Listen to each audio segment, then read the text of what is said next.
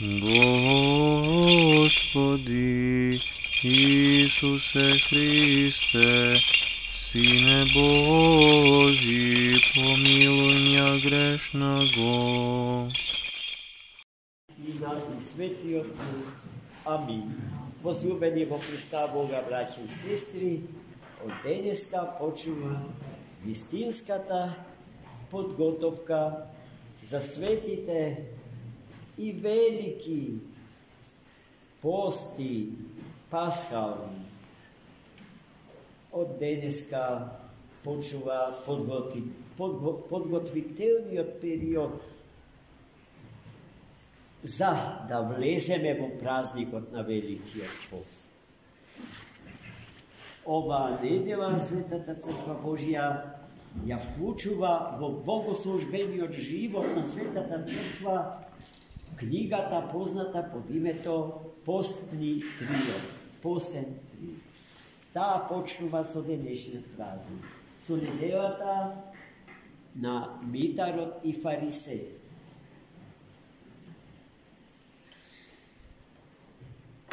Евангелското четиво го читавме денеска и чинам дека со сето срце го прифатам. За да се подготвиме на за Великиот пост, потребно е да се стекнеме со варлината, со добродетелта на смирението, а да се ослободиме од големиот гревот на гордоста.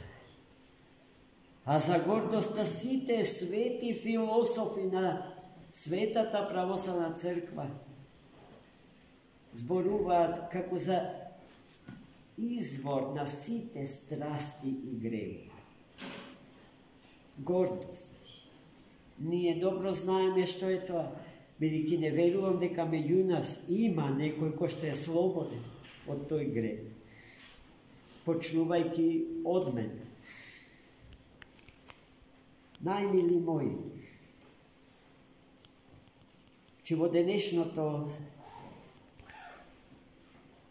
евангелско четиво се афирмира една од највозвишените добродетели на христијанскиот живот, смирението и кроткост. На кој начин? Тоа го видовме преку поведението на двајцата евангелски јуначи. Едниот од нив е позитивен евангелски лик, а другиот негативен. Позитивниот евангелски лик е ликот на цариникот, на митникот, а негативен на фарисеј. Од многуте предходно читани евангелски одломки дознавме дека митникот е царински службеник, кој што се бави со посебен вид на административна служба. До ден денешен народот во известна смисла ги подозрева цариниците, односно митниците, и се сомнева во честноста на нивното работење, што не значи се разбира дека сите цариници се така. Еден Господ ги познава срцата наши. А и популарно во народот на таа служба се гледа со известен степен на сомнеж. И тие се секогаш, така, барем по прашањето на духовниот живот, подозревани. А фарисејот е представник на еврејскиот народ, како и митникот, но тој ја представува интелектуалната елита на еврејскиот народ.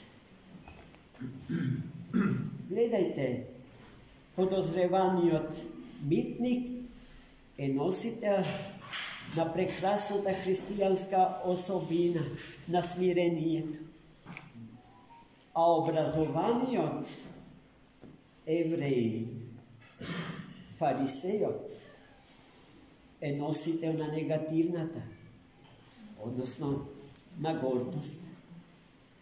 Како едниот ја манифестира својата смиреност, а како другиот својата гордост. И двајцата истовремено влегле во светиот храм.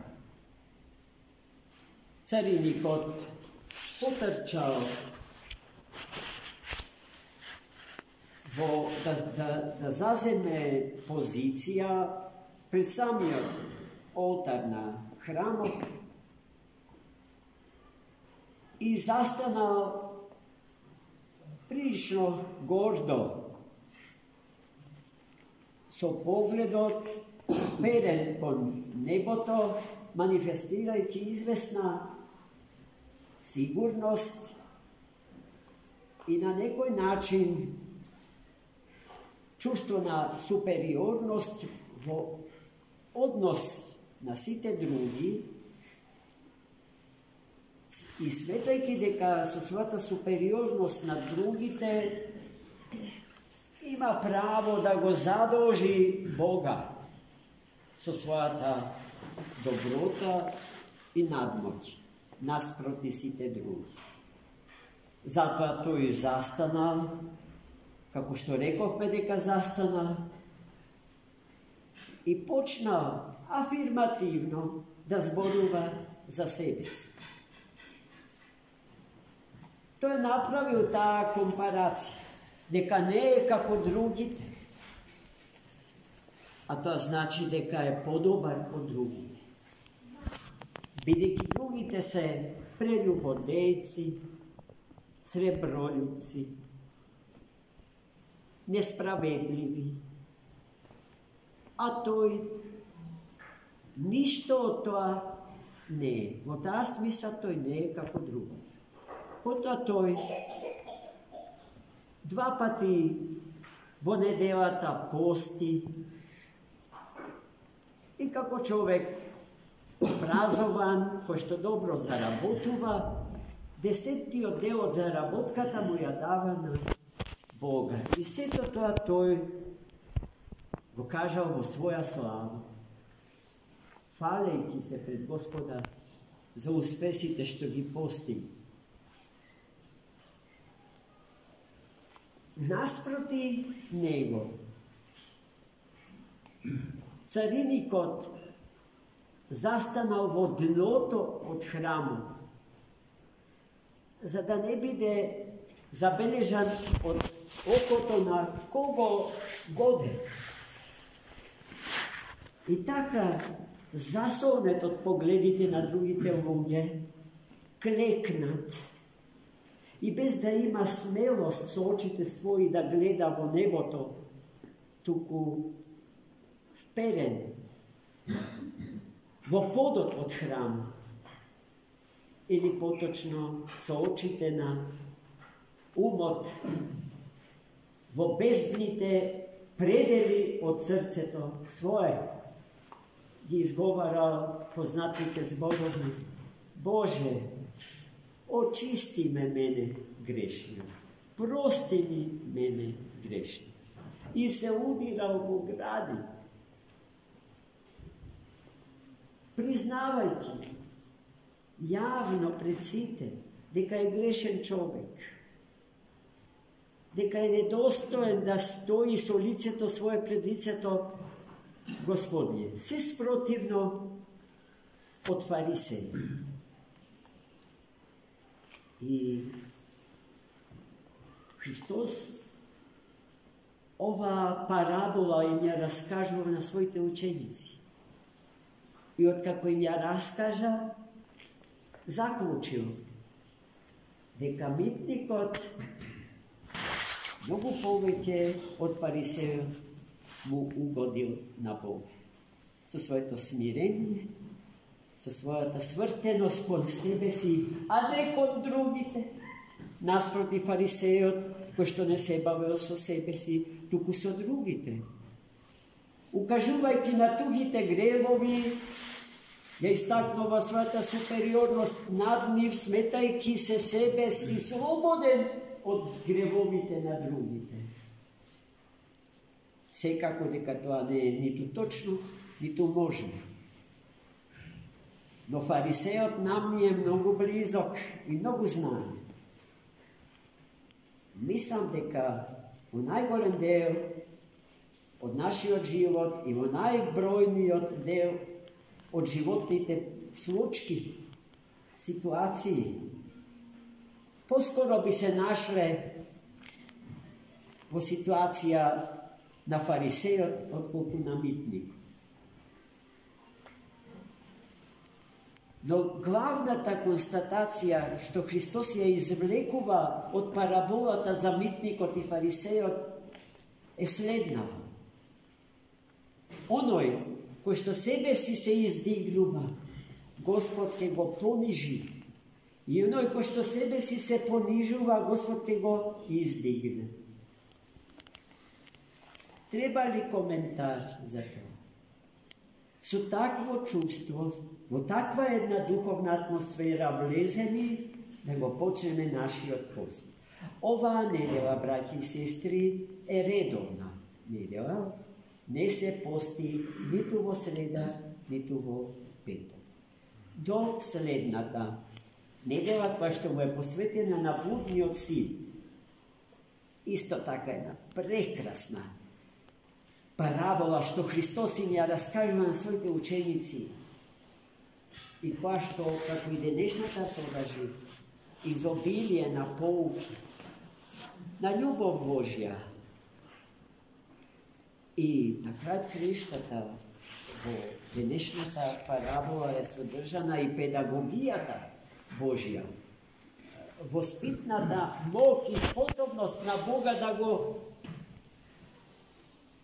да го преобрази човекот, да го спаси, да го извлече од калта на неговиот живот и да го изложи на благословените, несоздадени, енергетски, сончево божествени зраци.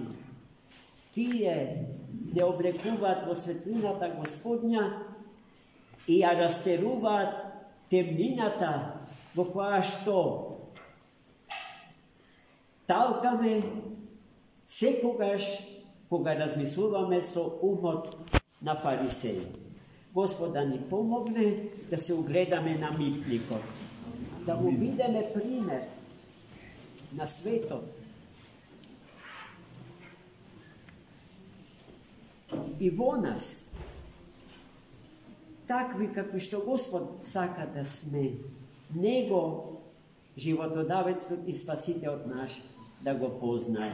Амин. За многу Бога.